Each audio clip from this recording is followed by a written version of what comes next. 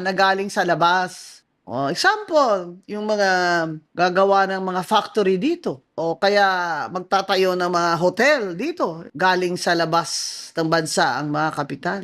40.5% ang bagsak. Halos kalahati. Bakit?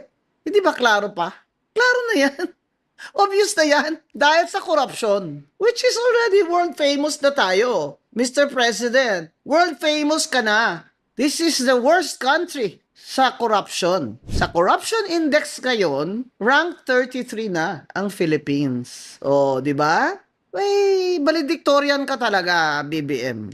Rank 33 sa 100 countries, ha? Top 33 sa corruption. Pero hindi lang yun.